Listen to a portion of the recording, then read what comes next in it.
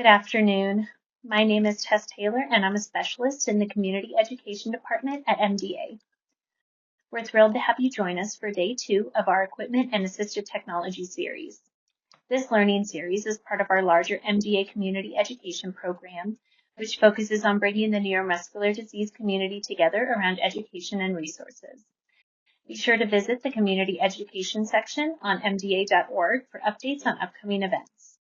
For nearly 75 years, MDA has led the way in funding research to accelerate the development of new treatments, expanding access to care and clinical trials through the MDA Care Center network, and advocating for access and inclusion for the neuromuscular disease community. Now, it is my pleasure to introduce today's speaker, Ryan Rausch. Ryan is the Training and Technical Assistance Lead with the Association of Assistive Technology ACT Programs, the AT3 Center.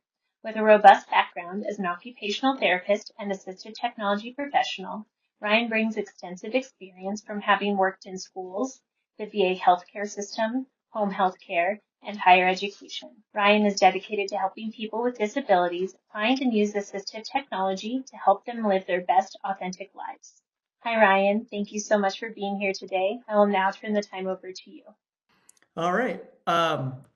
A little bit about myself is, like I said, I'm an occupational therapist. I've worked in a variety of settings from higher education, meaning the university level, to K through 12 schools. And I've did a little stint at the VA Medical Center, in the wheelchair clinics, as well as home health care. And then came back full circle to assistive technology and was the co-manager of the Wyoming Assistive Technology Act program for a little under 8 years. And currently, I am working at the Association of Assistive Technology Act programs.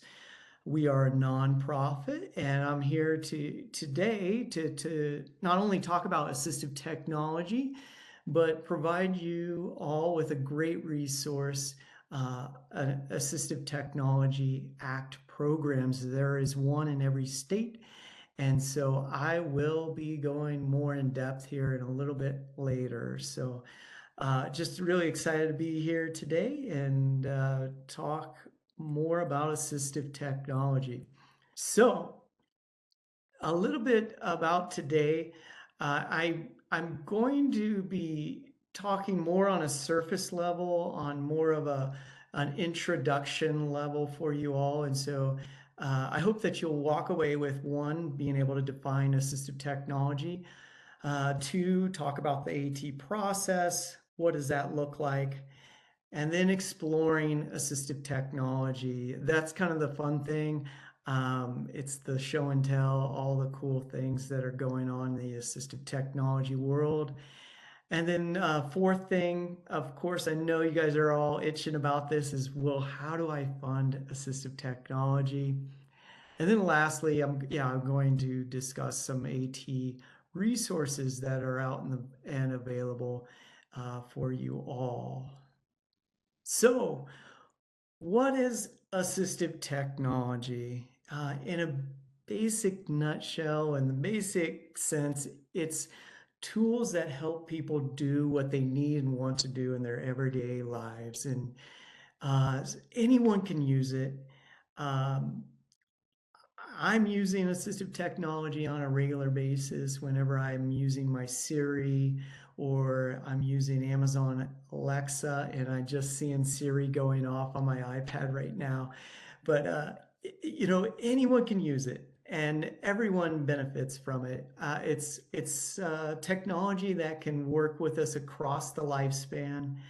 And there are a lot of different examples out there of assistive technology, from hearing aids to magnifiers, even our subtitles on TV. My partner, she loves to have her subtitles on the movies that we are watching so that she can participate or understand the plot more better, even though she has hearing, or she can hear, but it just helps her see those subtitles on the TV. And as mentioned before, Siri, which is kind of a voice recognition or speech to text. If you use that, press that microphone icon on your phone and do some dictation into your text messages. And then, as I mentioned before, voice assistants like Alexa and so on. So the main point is that if it helps a person be more independent, it's probably some assistive technology component to it. So um, the the next thing is, yeah, all right, can assistive technology work for you? And so this is kind of how I'm going to go through kind of the AT process and how one can get into assistive technology and use it. And so this is a very concise process. There's a lot more steps to it, but I'm kind of trying to keep it really simple for you all. And so, typically, yeah, as you all heard, around the driving and transportation, evaluation is, yes, it's a big step. It's a great first step.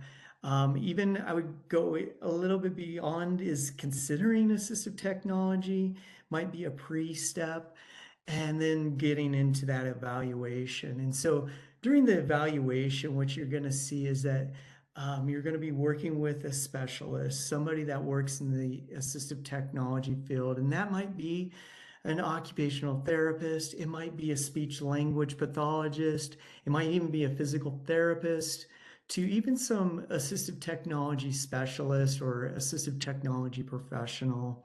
In the school systems, you might even be working with a special education teacher.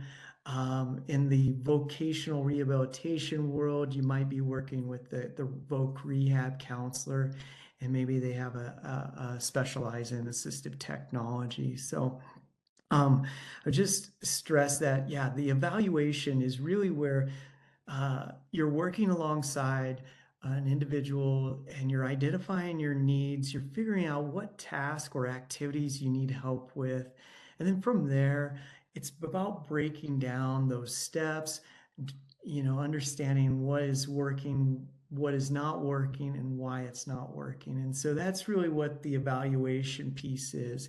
It's really kind of honing in on and figuring out what it is that isn't working. And then from there, the working with the specialist, they'll be able to help identify a couple pieces of assistive technology that might help you out in those activities.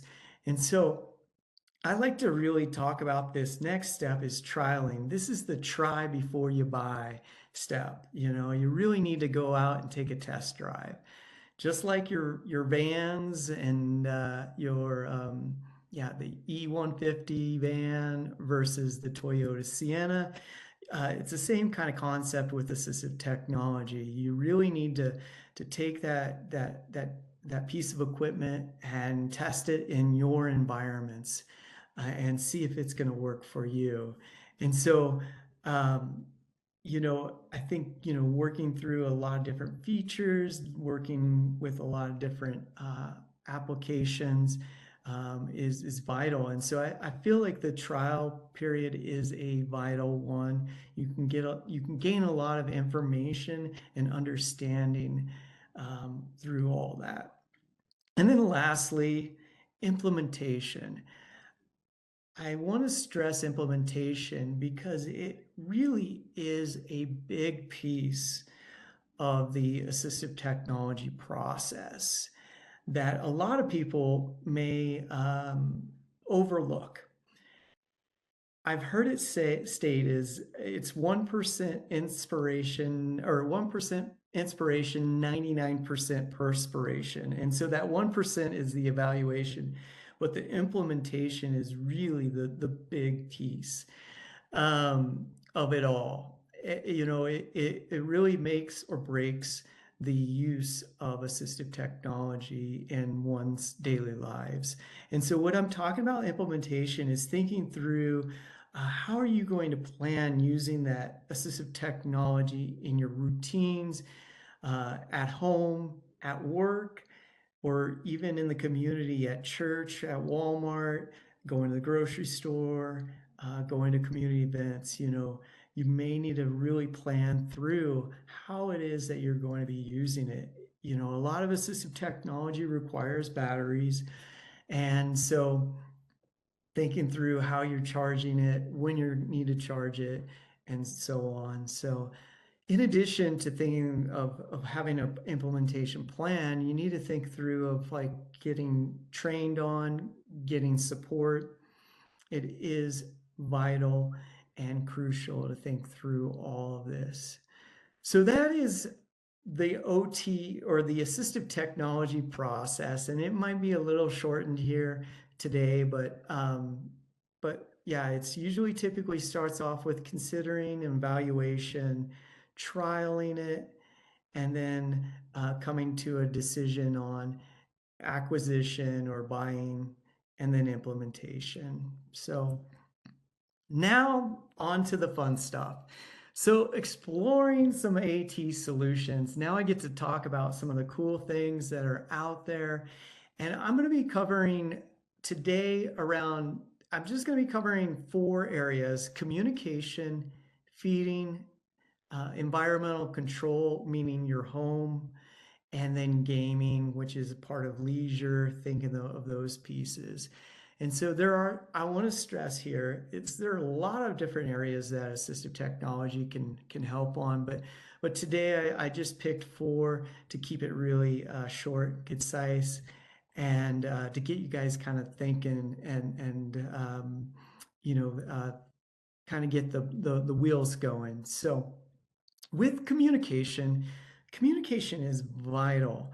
It is a part of our daily lives from the moment we wake up to the moment we go to bed.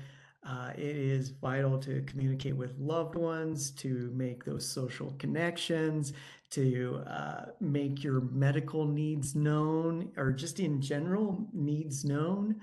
Um, Oftentimes we see in the schools, we see a lot of behaviors that come from not being able to communicate. So oftentimes, communication is also, when we think about behaviors and behavior strategies, communication is an integral part to that piece. And so I'm going to talk about the spectrum. Anne had already kind of discussed a lot of this, which is great. So I'm going to be talking about this spectrum of low tech all the way up to high tech technologies. And so with low tech refers to tech that is simple, it is unsophisticated, and it doesn't have advanced electronics in it. It's typically what we would like to think of as there's no batteries to it. It's pretty easy to understand, and I want to stress that while the term low tech, it has no negative connotations. All right. And so I want to stress that please do not overlook what is considered low tech, because it really can be beneficial to a lot of people. There are a lot of positives to using low tech. For one, which you guys are probably, are thinking through, is, well, funding. Yeah, low tech generally costs minimal amounts of money. So I want to stress that low tech can have its benefits. It also is a great backup. I was working, or have worked with an individual who has cerebral palsy, and they have an eye gaze system, which I'll go into more depth. But their eye gaze system wouldn't always work, and therefore they used a low tech solution like a mouth stick, which is it's like a mouthpiece that has a stick attached to it, and so that they could make selections. It had a stylus on the end, and then they could make selections on their tablet, which is a touch screen. So today, as far as what I'm talking about here, is an eye gaze board. And in the picture is an individual who is seated in their wheelchair and has a transparent plexiglass board with some laminated alphabet as well as yes, no um, cues or words. And so this is a form of a low-tech piece of assistive technology. I want to stress that using this eye gaze board, you must need or you need a communication partner that understands what their gazes means and maybe potential body cues to understand like if indeed they are going there. So that's why there's an individual holding the board and it is transparent so they can see that individual's eyes.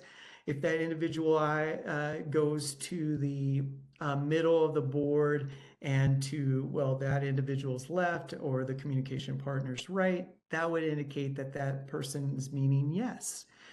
And also a communication partner can help with scanning. And so this individual may look up to their upper left corner, which has the A, B, C, D, E, F. And so that communication partner may go through we'll say A, B, C, and if that individual maybe blinks or if they make maybe they make a body part move to indicate that that is what their intentions are, then that communication partner would understand, okay, they're trying to spell something with C. It starts with C. And then they would continue going on. And hence, that is called communication assisted scanning. And so with this low tech communication board, it is involved. But there is other ways to utilize this communication board. As I mentioned before, the mouth stick, while that the individual who had cerebral palsy was using it to make selections on their tablet. This individual could use the mouth stick to point to letters and form words and sentences and so on. So this is, again, low-tech communication, not a lot of costs, and it's very, I would say simple in the terms. Now we will move on to mid-tech. And so mid-techs is a category that falls between low and high tech. I typically like to think of a mid-tech is that they have batteries, and so there's a little bit more to them than the low tech, but they're not quite as simple. There's a little bit of a little bit of technology involved in here in them. I want to stress too is mid-tech typically is not as expensive as the higher tech. And so it's a good option to fall in that middle area. This is called the Go Talk, and there are various sizes to the Go Talk. There's a 9 plus, which is pictured, as well as the 20 plus, which is on the table. And so I'm going to just first describe how these work. When an individual has, some type of form of being able to make selections, they would press the square, and on the Go Talk 9 Plus, there's an apple. And so they would press that square, and then there would be a recording of a pre-recorded message that would come up and say, I like apples, or I want an apple, or I like the color red. And it just depends on the context and what this individual is using it for. And so, again, you would need somebody to help out with creating. So again, a communication partner is vital to help make those recordings. These are all customized. There's a microphone as well as a speaker on this Go Talk. And so you can pre-record those to coordinate with the sheet or the icon there. And so a lot of great things, a lot of great things can happen here with this. And you can have various sheets to go in there, and various communications, as far as communication opportunities. Yes, this can be used by adults. It is very simple, but it is a nice, a, a nice starting point.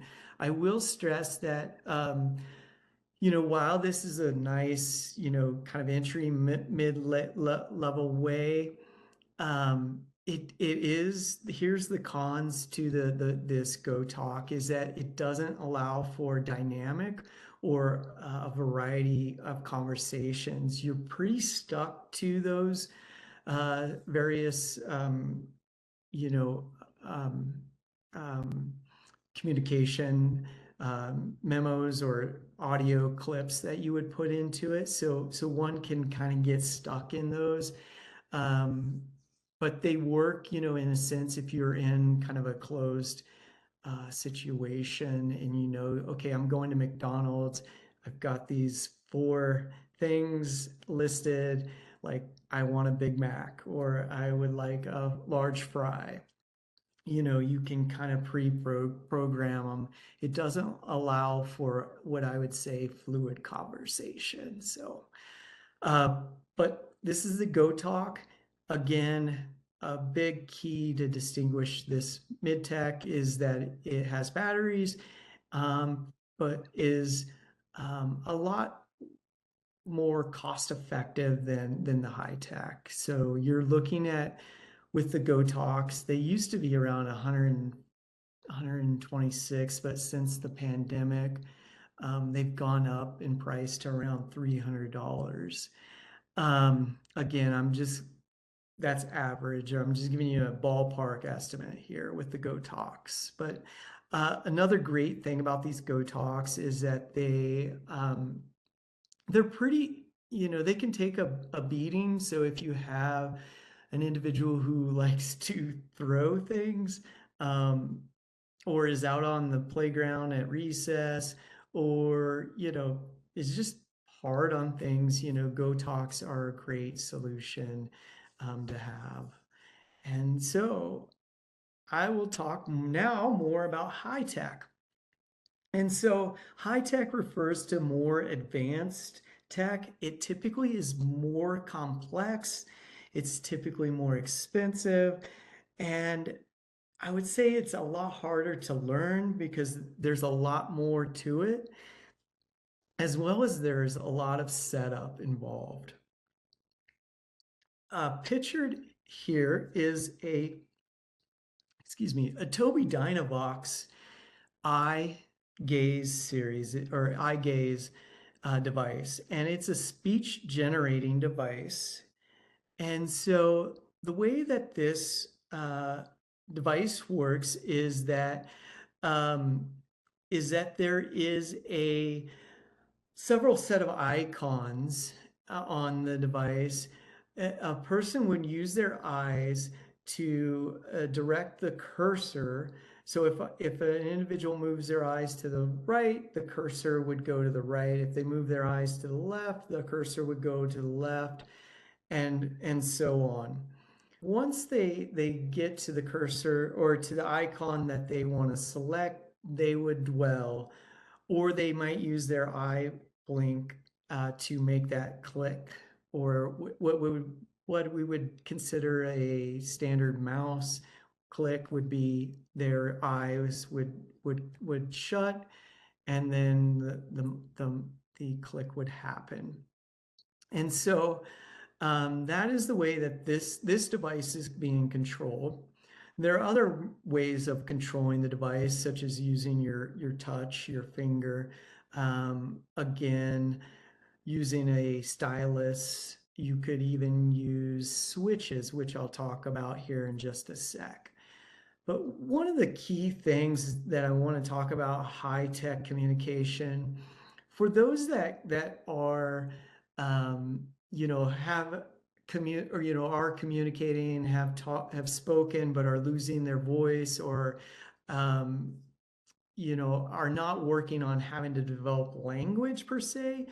A high-tech communication speech generating device would be a great fit for someone who is at that level, because it offers a dynamic display. And what I mean by dynamic display is that it can change with the user. They have a lot more vocabulary.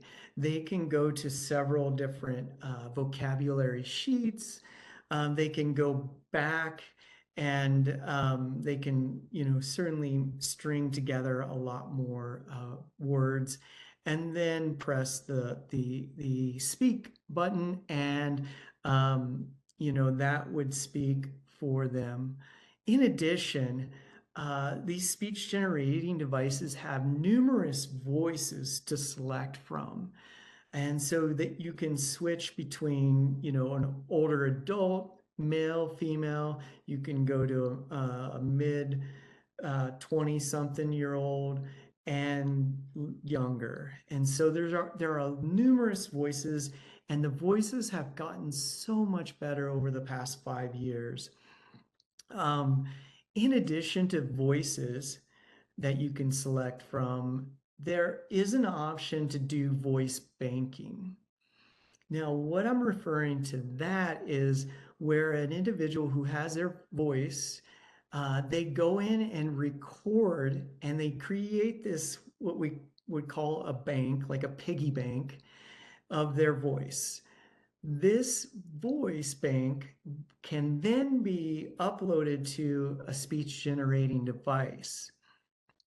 And the that output, when an individual selects their icon, like I want Apple, and then hits the speak, it would be their voice, and that they could still continue to have their voice. And so this works really well for progressive voice loss.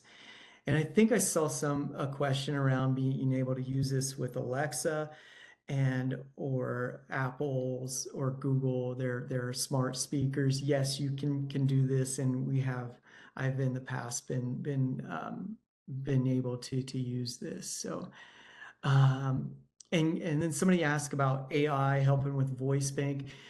And yes, AI does. There is a little component that AI does come into play with the voice banking. Obviously, that individual is, if you were to go through and have them read the entire dictionary, it would be a long time. So that with the voice bank, they typically have the individual record a set of terms, or a set of words, and then from there they kind of take your voice and manipulate it. And I believe they're using AI at that moment to kind of make that jump or that leap around voice banking. So yes. I'm not able to see the chat. How are we doing in chat, Tess or Sarah? Yeah, Sarah or Jessica. We're keeping track of the chat, and as we have Okay. questions, we'll answer them during our Q&A, unless you see something that pops up that you really want to answer in the moment. But Okay. you can keep going, and at the Q&A, we'll catch those questions. Okay, awesome. Thanks, Tess. All right, so that takes me around communication. Communication is a big one. I would just stress a first step with communication is getting in touch with a speech language pathologist. Communication is their domain. This is what they specialize in. And some speech language pathologists may not be well versed in communication devices, but that they may be able to point you in the right direction of an SLP or speech language pathologist that can help aid you in guiding you through that process. So communication is a big one. And I just want to stress there also are a lot of different assistive technologies out there, just not speech generating devices, but some other things like amplification and some other devices that are out there with communication. But this is just a quick and dirty. And so feeding.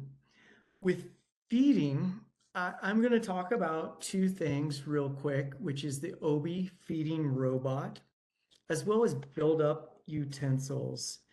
And so feeding, again, it is, you know, I've heard, you know, the best way to make a friend is invite him over for dinner. And so I truly do believe, you know, sitting down to the kitchen table and having a good meal with your family, with friends is so meaningful. And so if you're not able to feed yourself, there are some options here that are available.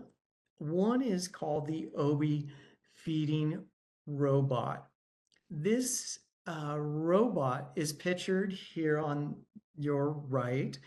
It is, I'll just describe it all. There's a tray. There are 4 compartments that offer to put food in. So you could have salad, you could have your beans, you could have chicken, you could have, you know, another plate for your mashed potatoes and so on. And then there's this mechanical arm, and on the end of that arm is a spoon that will go into the bowl when activated. And I'll talk a little bit more and show you about how to activate the mechanical arm. But you can activate it and it'll scoop up and then kind of clean the what I would call the bolus or the food component so that it doesn't fall onto you. And then it brings it up to a predetermined height where that individual then can reach out with their neck and get that bite of food. The mechanical robot here, it can be controlled by switches. It typically requires 2 switches. One is to, as far as go around it, when you activate the switch, you can go through and figure out which compartment you want. The other switch then will then activate the spoon to go into the bowl, come up, and then put it at that trained spot. So the Obi feeding robot is a great device. It is funded, can be funded. I think they just got approved maybe about a year or 2 ago through Medicaid. And it can be, you know, purchased through schools. And I know the VA also purchased these devices for their veterans. And I'll go more in depth on funding because I know that's a dying question. But and so Hi, I'm Jenny. The purpose of the I'm going to show you kind of some of the switch options. And so switches come in a variety of shapes and sizes, as well as ways to activate them. Some switches, what we call, are the jelly bean switches, like an oval. It's typically got a bright color, maybe red, yellow, blue cover on it. And when you press it, it's a mechanical, or which requires force.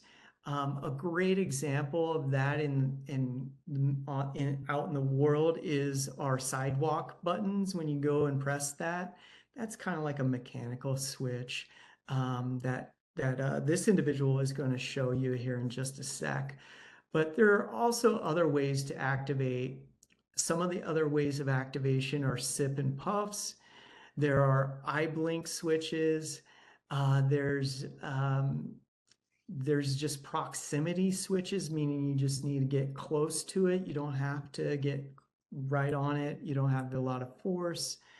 And so the switches allow individuals to activate in a way that may not be the standard method. And so here in this example that we're going to I'll show you is the OB robot switches, and Jenny is going to talk you through them. So Hi, I'm Jenny. The purpose of this video is to show you how to operate Obi, my little feeding device.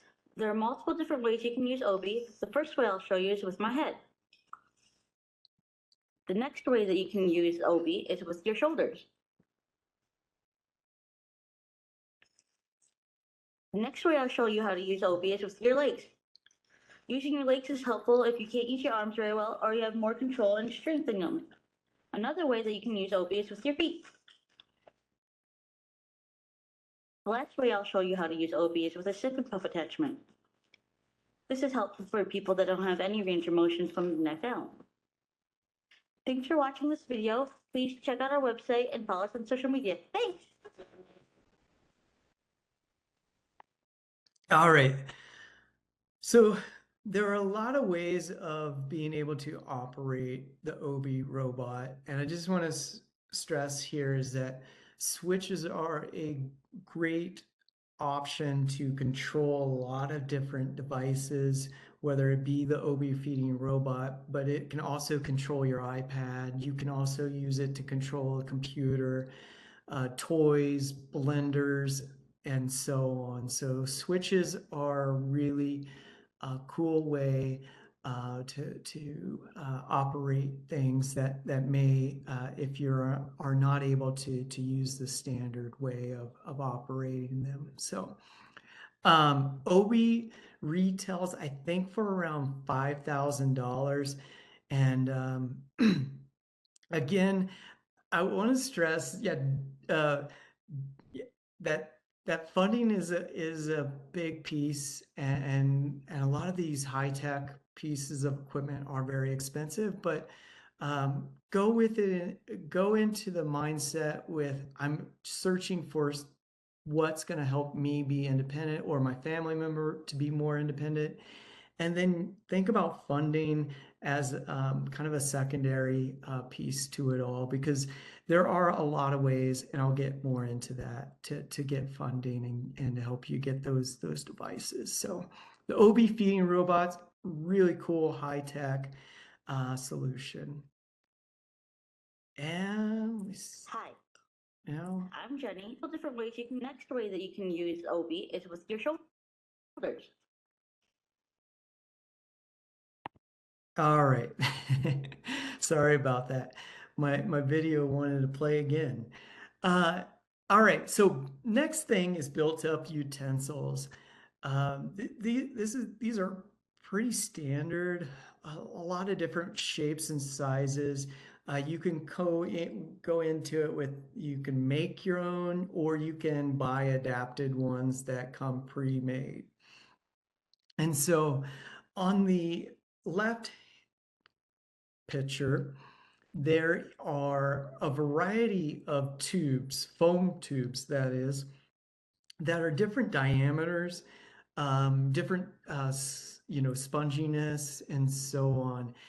The cool thing about these is that you can buy them in lengths of like 2 to 3 feet. You can cut them down, and then take your favorite razor or your favorite spoon, favorite fork or spork.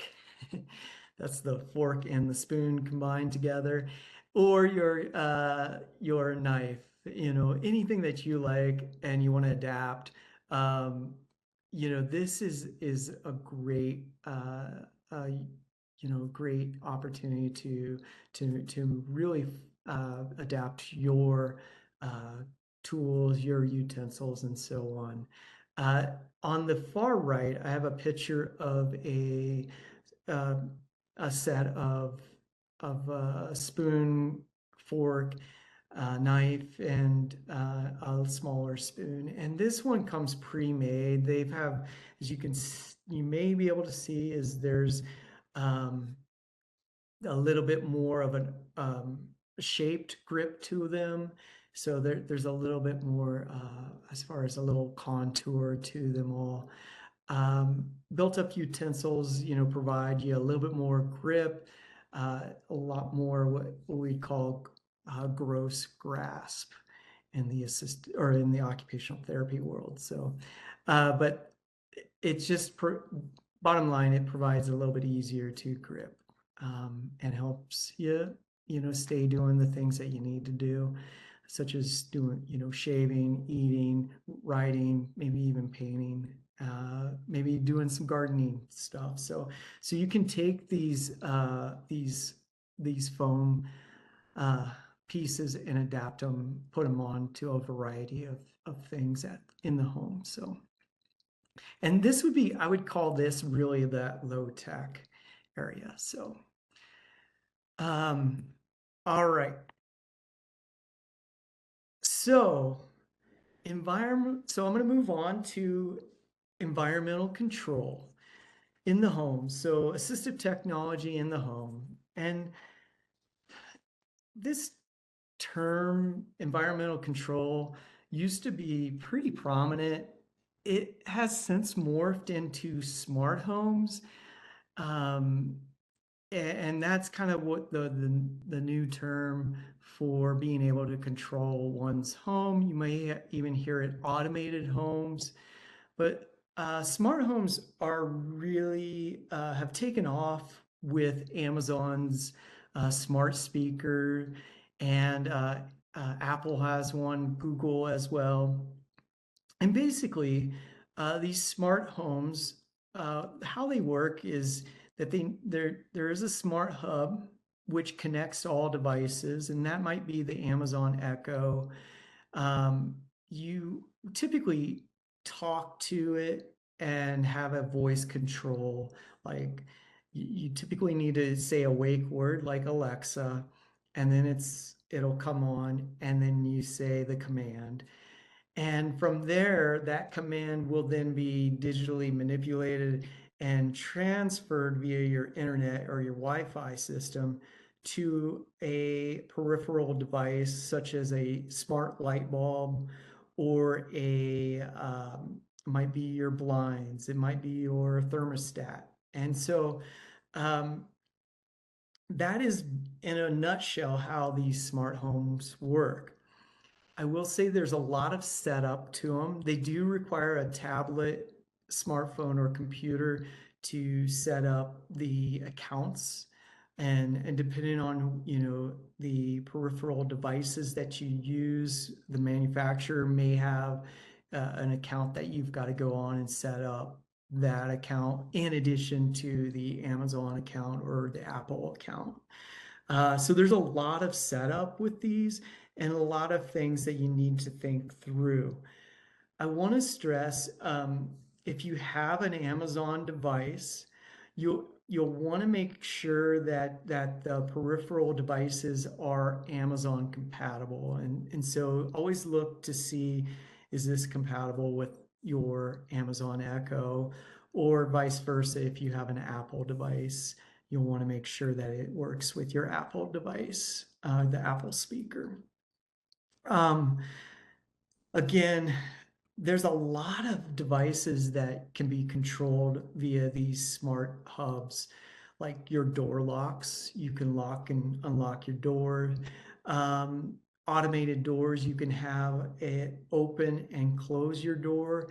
That system it requires a little bit of setup. You may need to get an electrician over to put a plug in right by your door. And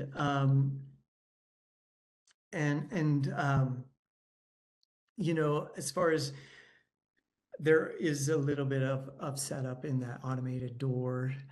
There are doorbell cameras, the lights, you've got various smart bulbs as well as smart plugs. And so what I mean by smart plug is that there's this plug that you'd plug into your outlet. From there, you would plug in your typical lamp and have it turned on.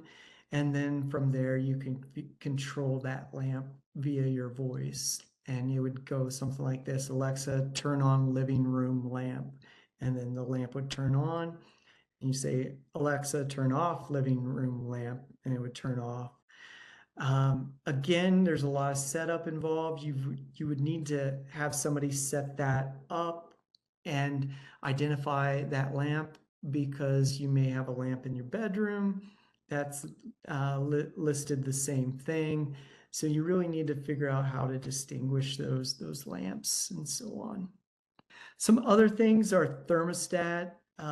You can control your thermostat. You can even control blinds. I was working with an individual who had multiple sclerosis, and we were working on helping her control her temperature and her environment at home. And so, yeah, we did some blinds so that she could open up the blinds, let in some sunlight, but also her thermostat. Smoke detectors and carbon monoxide detectors, appliances, sensors, attendant calls, television, and so on. So I'll get more into the gaming, or into like Apple, how to select here in just a sec. Gaming. So there's a lot of gaming things out there, but Xbox controller is a big one that can adapt your Xbox and allow. Okay, yeah, going back to attendant calls. Um, so going back to an attendant call is, I had an individual who had a spinal cord injury, and in their apartment, they had a 2-bedroom apartment. In 1 bedroom, they had their attendant stay over and sleep over. And so they used their Amazon Alexa Echo Dot to call their attendant over anytime in the night that they needed help or assistance with moving. And then also in the morning, they could call and just say, Alexa, call, my attendant. And then that attendant had the same thing. They would have a little speaker in their room, and then they could use it kind of like an intercom system for those that are a little bit older and may understand, the attendant calls. Xbox gaming, really cool is that you may have seen on the Super Bowl commercials.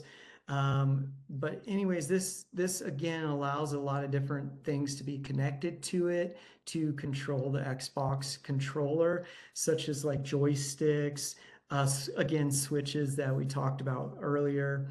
And so a lot of cool things going on right now with Microsoft and Xbox.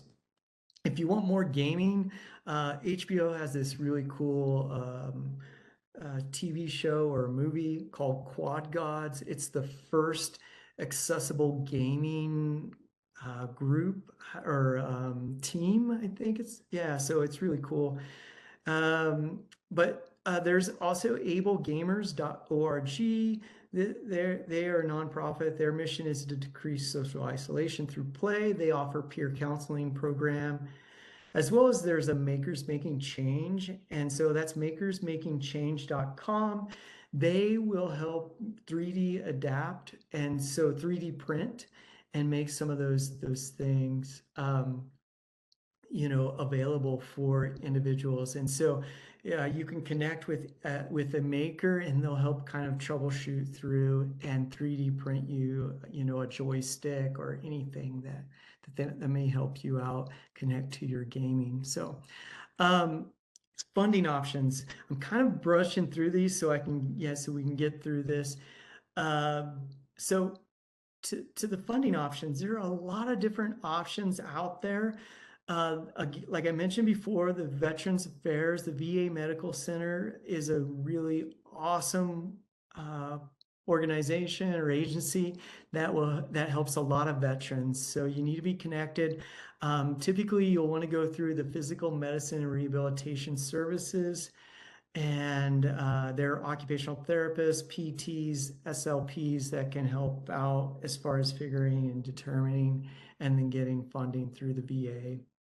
Schools, if you have an individual or you have a kiddo, schools, if you have an IEP, which is an individualized education program, if your kid is on an IEP, you'll want to get assistive technology onto their IEP written in there.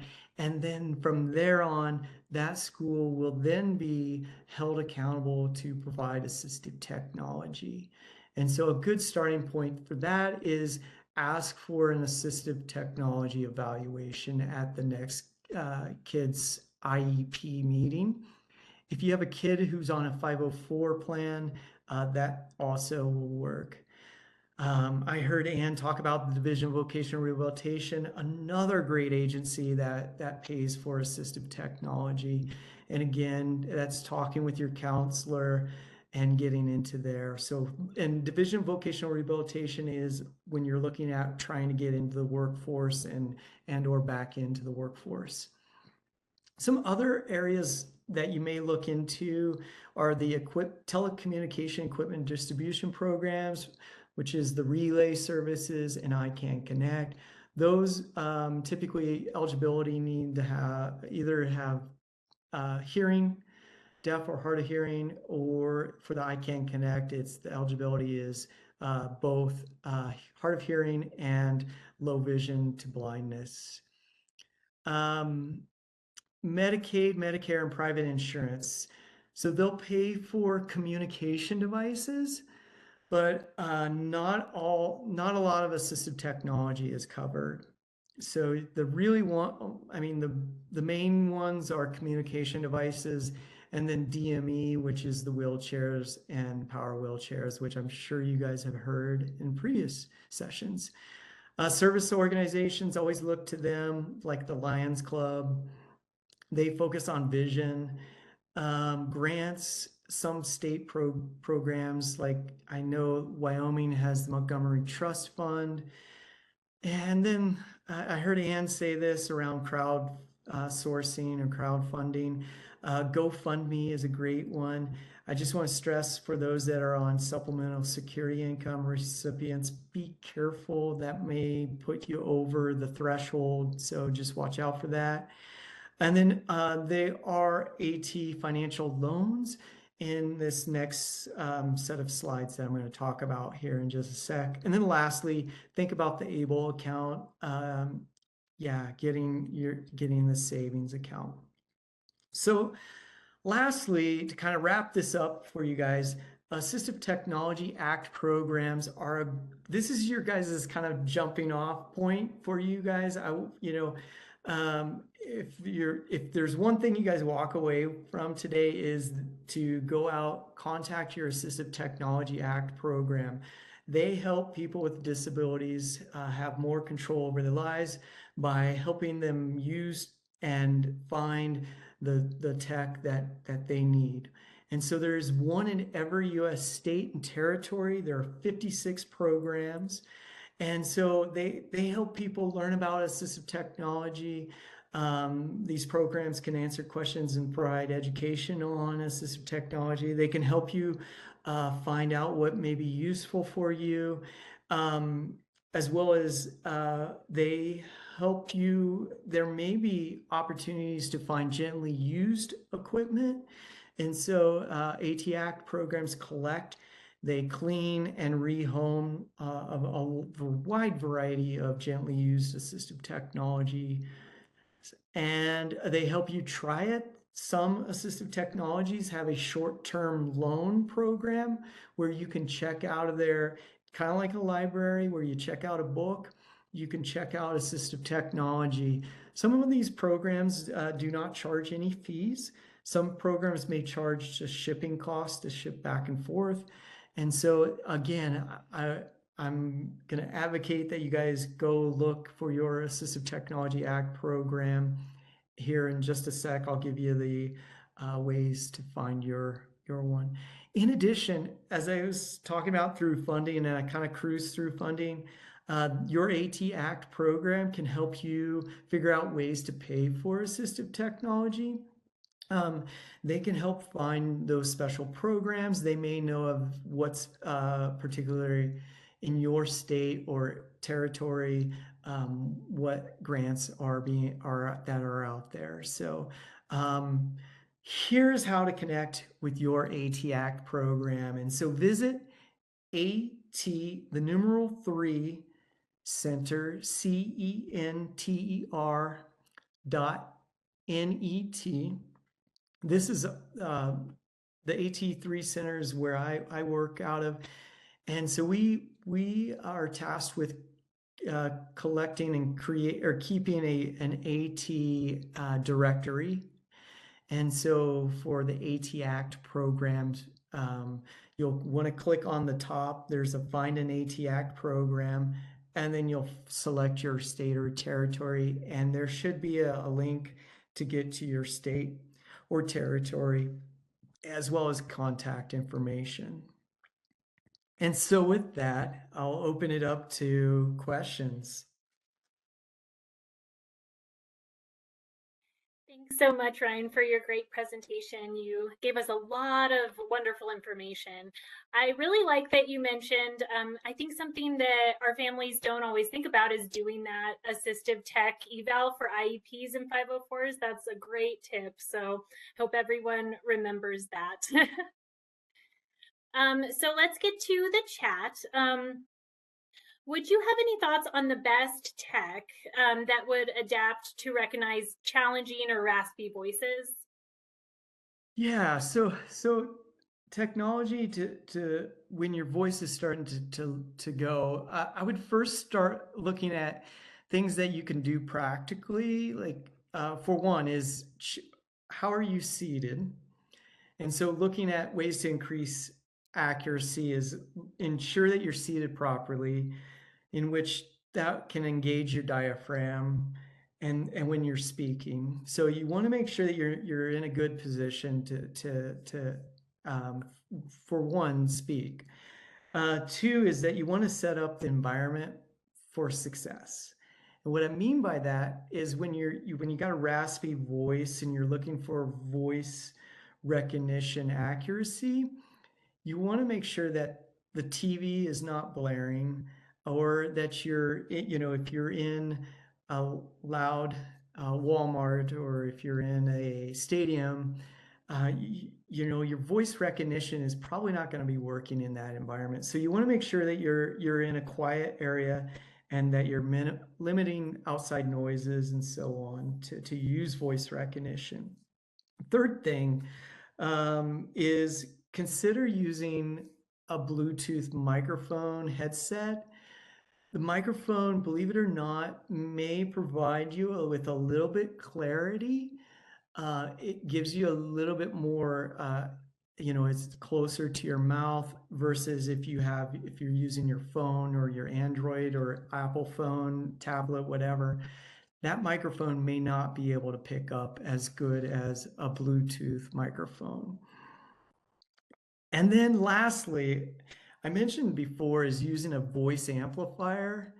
If you try those options and you may want to see if a voice amplifier works. You may, and so I'm not a speech language pathologist, but you may find that you can speak in a very softer voice, and it decreases your raspiness.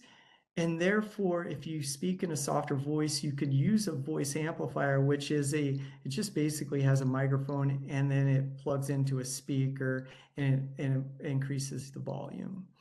And therefore, you could use it for your voice recognition. So that's one thing that you could use for the raspy voice. Great, thank you. Those are really good tips. Do you know of any speech recognition software, while we're on the topic, that you would recommend? The person in the chat said, I need a new speech recognition software because Dragon speaking no longer works. Okay. Yeah, so Dragon has been the industry standard for voice recognition, speech recognition. It is still available, and so I guess I wonder, what have you been using it on? It still is available for Windows computers.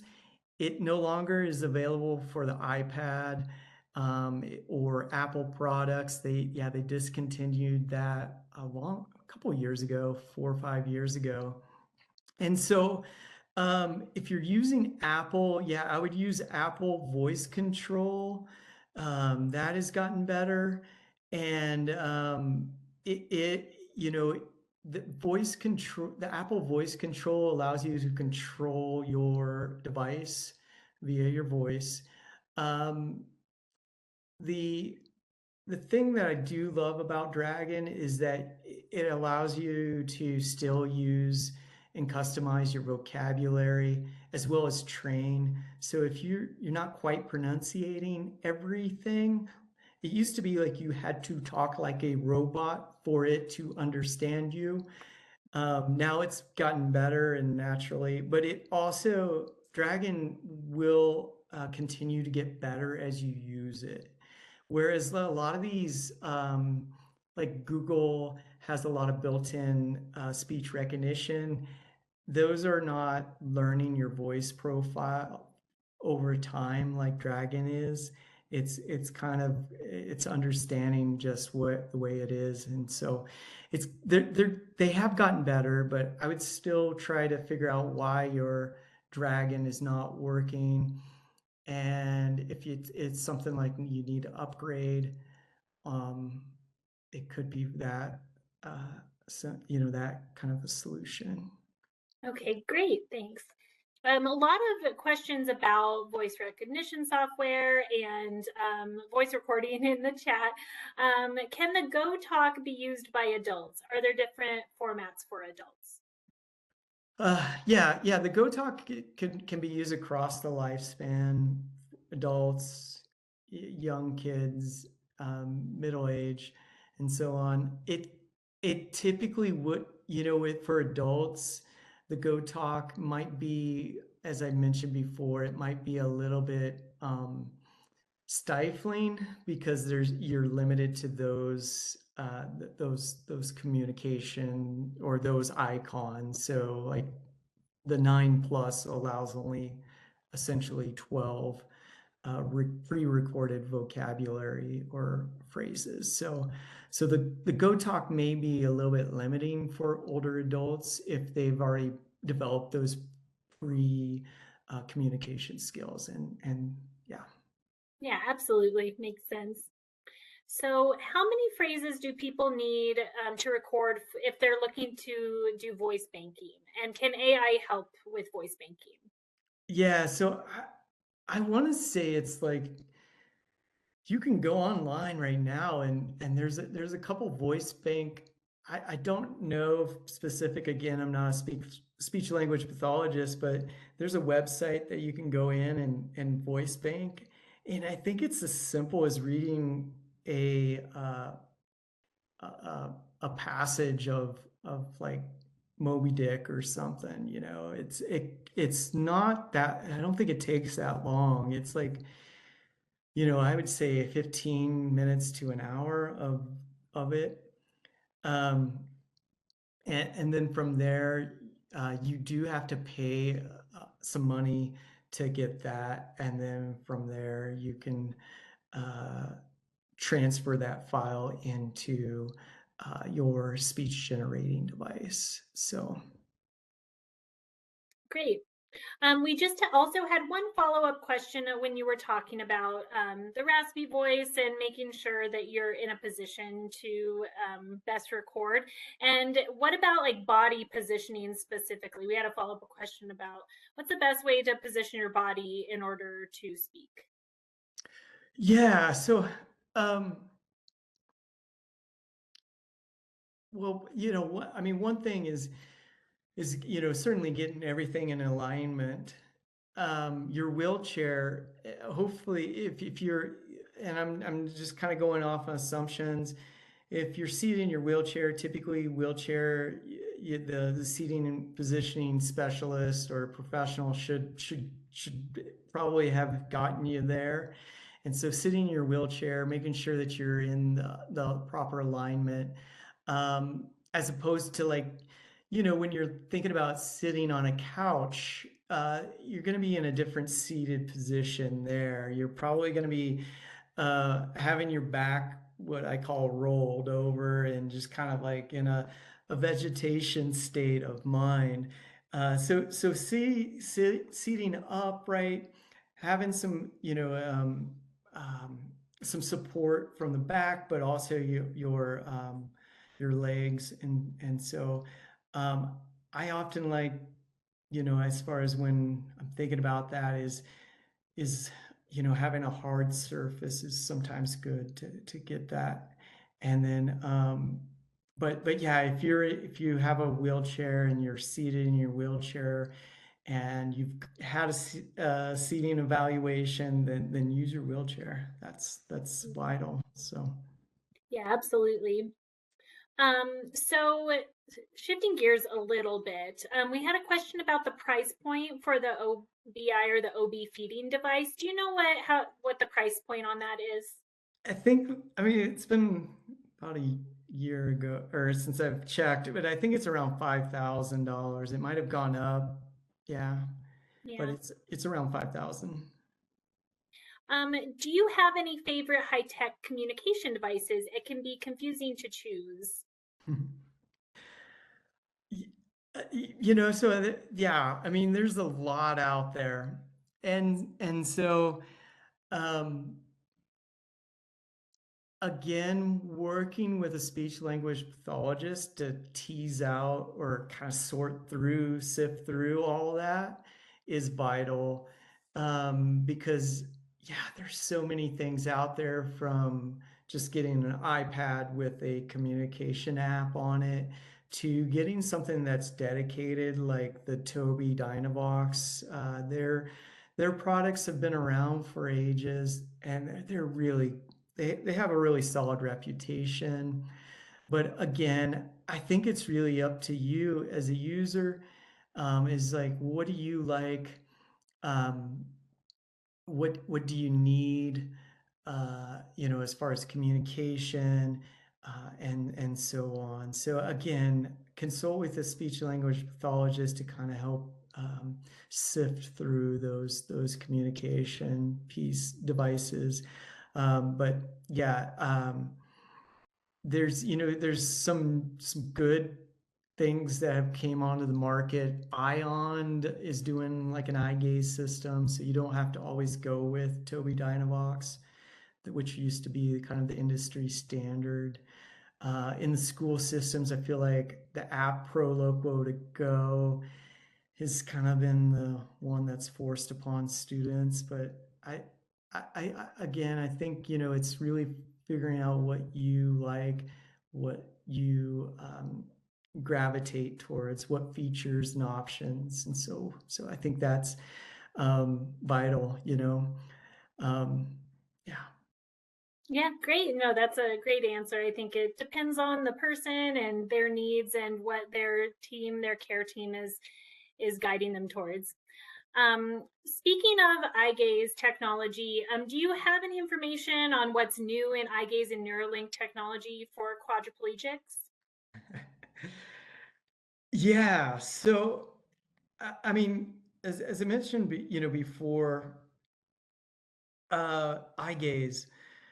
So, the Ion, they're a new company, or they're a couple years old, but they're really doing some great things. They have really great tech support.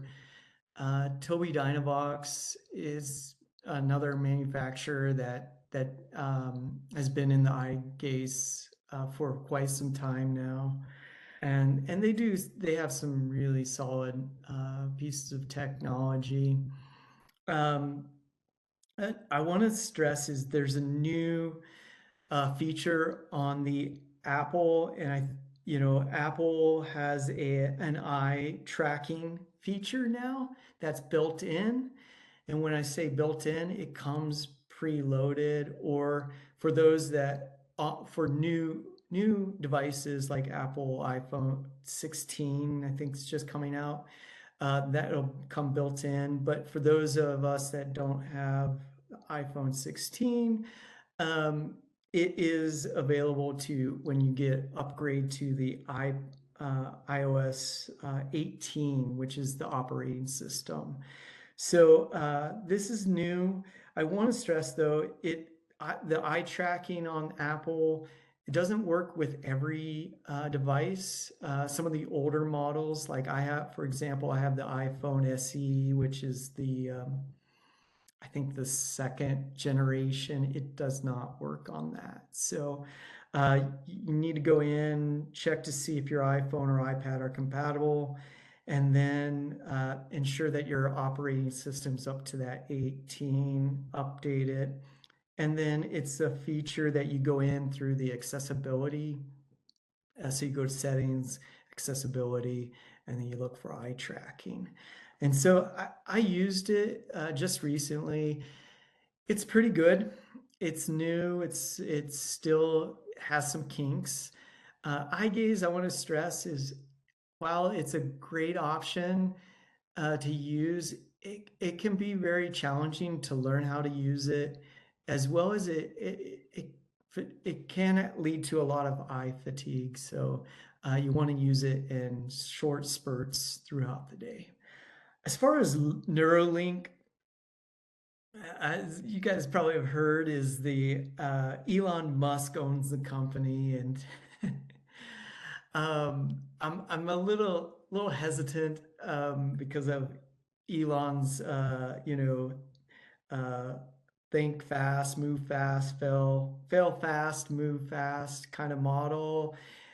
While that works in the space race and Tesla cars, I don't feel like it works really well in the medical field, because you're dealing with people's lives, you're dealing with their health. And so Neuralink is a little, I think, I don't know, maybe a little bit bigger than a silver dollar, but it's an implant that goes into your brain, and it is a brain control interface that then connects to your computer, and you can control your computer or your mouse via brain waves or brain signals. Brain control interface, or we commonly refer to as BCI, has been around for a long time. It used to be where people would just wear a non-invasive cap. And it just recently, yeah, Elon, they went more invasive, and now it's an implant. So um, just personal opinion, and a little hesitant on it, and concerned because of, yeah, the his fail fast model. I just think it's you're dealing with human lives here. So if you're interested in that, though, however, it it is in clinical trials. It is not commercially available, but you can register if you're interested to participate in clinical trials. It is considered a medical device because it is implanted, and therefore it's kind of like, it's still kind of a piece of assistive technology in some sense, but we would consider that more of a medical device. And so that's what I have on the Neuralink, but pretty cool stuff. Yeah, but that's great insight, and we do appreciate hearing from a professional who has thoughts on that. And I actually did have a follow-up question about the eye gaze on iPhones, and you already answered that perfectly for us. So thank you so much. I think I just have one more question that for you, and then we can let you go. You've been so gracious with your time. I can no longer use the mouse for my computer. How can I continue using a desktop computer? I think this person probably doesn't have as much function in their hands anymore. Do you have any assistive tech that could support someone who can't use a mouse? Yeah, so we would start to look, in using the standard mouse. I don't have one here today, but there are a lot of options out there. And so what we call that is our mouse alternatives, or alternative access. And so typically we would want to look at, you know, continuing to do direct selection, meaning being able to use a cursor and go exactly to that spot where you may need to click the link in a web page. But so there's a lot of out there. There's joysticks that you can use, adapted joysticks that have like what I call a fill goal post, so that they could put their hand on and kind of use it there and use more of what I would say is more the larger muscles of their arm. There's roller balls, so it's like a ball. There's touch pads, which pretty typical for a lot of laptops, as well as touch screens for Microsoft Windows-based computers. So you could use a stylus potentially. You could use a mouse stick with a stylus. There are foot mice. And then moving into some of those other options, there's a retainer that goes in the mouth, and you can use your tongue to drive the bus or drive your cursor wherever you need to go. So it's kind of like a denture, or like a mouthpiece that would go in your mouth, and you can have tongue control. Head tracker. So it's very similar to eye gaze, but you usually have a little metal dot, and you place it on like a pair of glasses or a brim of a cap, and then it can track your head movements, and then eye gaze also. And if those options don't work out, then looking at indirect selection, which is using some of those switches that I was talking about, and scanning. And so by pressing a switch or engaging a switch, it would then move around and highlight. Say you're on a web page and there's several links that you want to go to. You press the switch, it would start highlighting those links. And once you get to that link, it would highlight and then move on to the next one, and in a continuous pattern. And once you got to that link, you would hit the button again and it would select, or it would stop, and then you hit it again and it would select. I had an individual who used their computer through switch and scanning, and it's very cumbersome. It takes a lot of time and a lot of switch hits. And I know this individual just hated going back to using the switches, because that's all they would do the entire day, was hitting that little switch, like we saw in the video with Obi and Jen, when she hit the head switch there. So the switches are good. They're kind of a last resort, and figuring out what can work better for your mouse or your direct selection or using your computer. So yeah. Great. Thanks so much, Ryan. I'm not seeing any more questions, so I'd like to thank you. We really do appreciate your time, expertise, and your support of MDA. Yeah. Thank you guys. And I want to say, reach out to MDA. I saw that they do help out with assistive technology. So thanks again for having me. And if you need to get in touch, please get in touch. I put my email in the chat, and thank you all for having me. Have a wonderful rest of your guys' week. Thank you. You too, Ryan. Yes, MDA does help with grants for equipment and assistive technology, so we will provide more resources for that. And you can stay connected with us. Let's see. If you are new to MDA and have been diagnosed with a neuromuscular disease under MDA's umbrella, or if you are a loved one of someone who is diagnosed, we encourage you to stay engaged with us here at MDA. You can do this by visiting mda.org/join and completing a short form.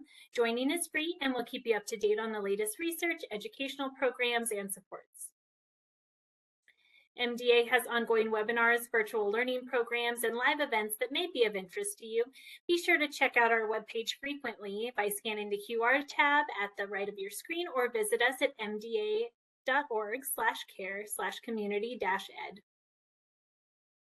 We would love to hear your comments about today's webinar. Once you leave, a webpage will automatically pop up with a short survey about today's webinars. Completing the survey will provide us with important insight as we plan for future educational programs. We really do want to hear from you, so please fill out those surveys. If anyone has questions after this webinar, would like to get connected with resources or grants, please feel free to contact MDA's Resource Center at 1-833-ASK-MDA1 or email the Resource Center, that's at resourcecenter@mdausa.org, and we will be sure to get back to you. Those links and resources should also be in the chat for you. Thank you again to Anne and Ryan for their time, and thank you to everyone who attended with us today. This does conclude our webinar, and thank you so much for joining. We will see you next time.